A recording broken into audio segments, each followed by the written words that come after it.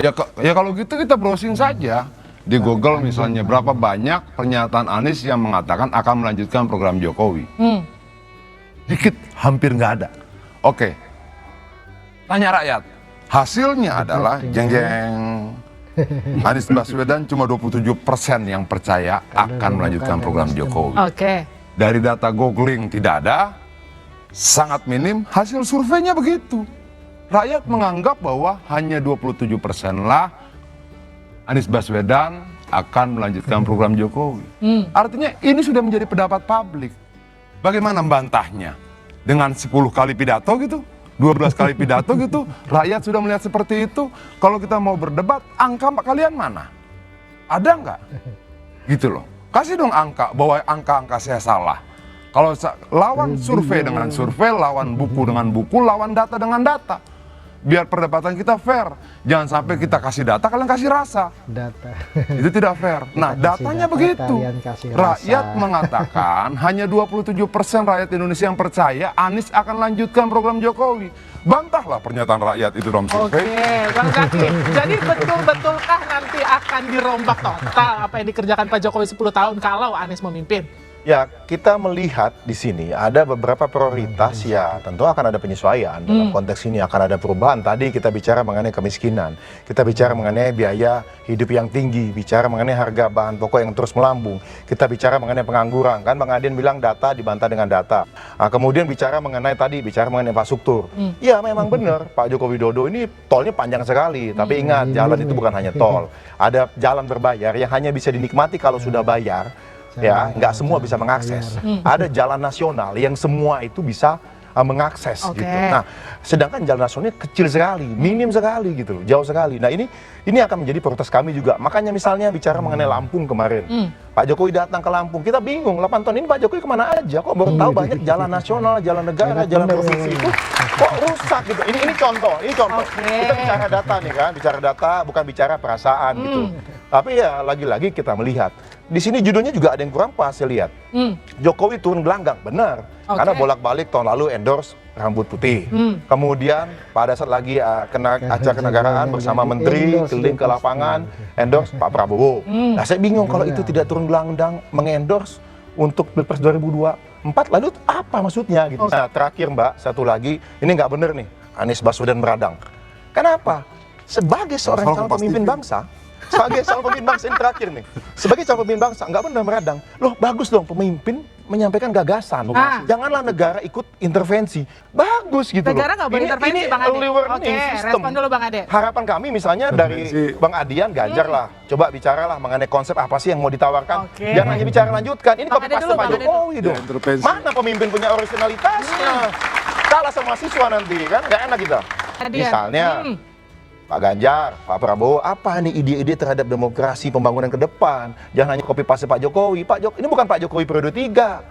Pemimpin harus punya originalitas dong. Apa itu? Ini bukan Pak Jokowi periode ketiga, jadi jangan copy paste apa yang sudah dilakukan Pak Jokowi nanti kalau Pak Ganjar menang. Lanjutkan boleh, karena kan bagian dari. Kan pernyataan dia kan semakin menguatkan bahwa memang tidak ada niat melanjutkan program Jokowi kan.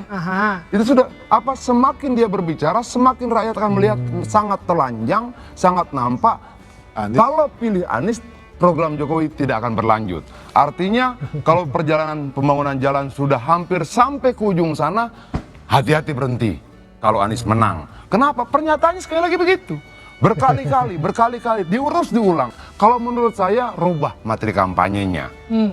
Kalau memang surveinya Anies mau naik, dia kutip Lampung itu APBN, APBD atau apa gitu loh. Itu juga harus jelas biar rakyat clear melihatnya. Ini yang saya katakan bahwa penting bagi kita bercerita itu utuh. Jangan ambil sepenggal lalu rakyat kita manipulasi dengan data yang tidak komplit. Kalau dikatakan bahwa Anies bilang negara jangan intervensi, benar. Tidak boleh intervensi. Makanya apa yang dilakukan Jokowi sudah benar. Dia tidak mengintervensi siapa-siapa. Tapi bahwa dia tidak mau ada program yang tertunda karena berbagai macam alasan, tidak mau berjudi dengan uang yang didasarkan dari rakyat, itu juga sikap kenegarawanan dan sikap seorang pemimpin yang baik. Itu clear kok. Itu loh. Nah, yang jadi pemikiran saya begini misalnya. Kalau kita pakai angka survei selisih Anies 19, Prabowo 31. Oke. Selisihnya berapa banyak? Anies 19, kemudian Ganjar 39. Selisihnya hampir 20% ya. Ngejarnya gimana? Jadi menurut Anda apa yang kemudian ditudingkan oleh Herzaki ini adalah upaya karena memang secara survei aja udah jauh banget. Nah, Bukan. gini. Kalau mereka harus evaluasi. Gimana? Saya ingin Bentar. sampaikan. Mereka harus evaluasi materinya. Gini loh, materi mereka bahwa mereka adalah antitesa Jokowi, mengkritik kebijakan Jokowi itu akan head to head dengan hasil survei 82% kepuasan rakyat pada Jokowi. Oke. Kalau mereka tidak melihat itu dan tetap dengan gaya style seperti ini, tidak memberikan jaminan pada rakyat bahwa kalau kami menang, program Jokowi berlanjut, Baik. itu akan berdampak pada survei Jadi mereka gitu loh. Assalamualaikum warahmatullahi wabarakatuh, sobat sedulur gerobokan gokil semuanya. Nah, itu tadi ya, debat seru antara Bang Adian Apitupulu dengan Bang Herzaki Mahendra dari Partai Demokrat serta kader dari Partai Nasdem.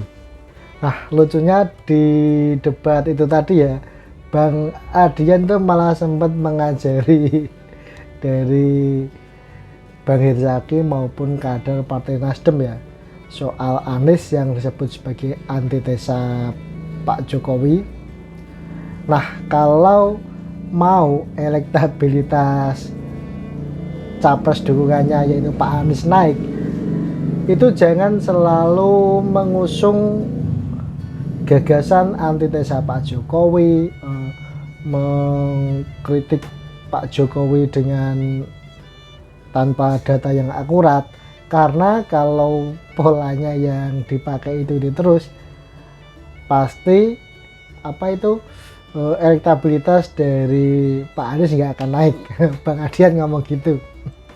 Selain itu tadi Bang Adian juga menjelaskan soal Pak Jokowi yang ingin memastikan apa yang sudah dilakukan dan dikerjakan selama 2 periode ini nanti ada keberlanjutannya. Itu adalah sikap kenegarawanan Pak Jokowi.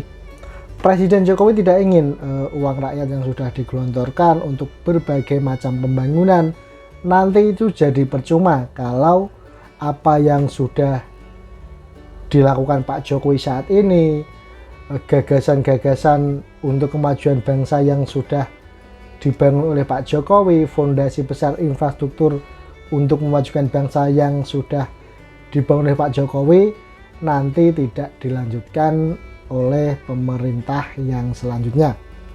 Untuk itulah Pak Jokowi memastikan agar nanti para calon pemimpin-pemimpin bangsa yang berkontestasi di Pilpres 2024 nanti melanjutkan program-program yang sudah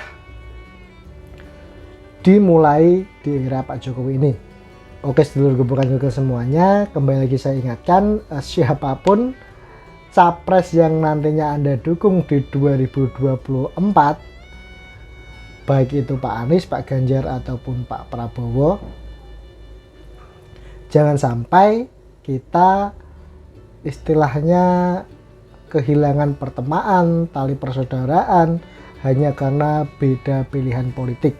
Karena politik itu dinamis dan siapapun nanti yang akan terpilih pada Pilpres 2024 nanti, semoga saja kedepannya Indonesia akan semakin baik dan semakin maju. Nah, mungkin cukup sampai di sini untuk video kali ini. Jangan lupa dukung terus Gerobokan Gokil. Terima kasih. Kami pamit. Sampai berjumpa kembali di video berikutnya.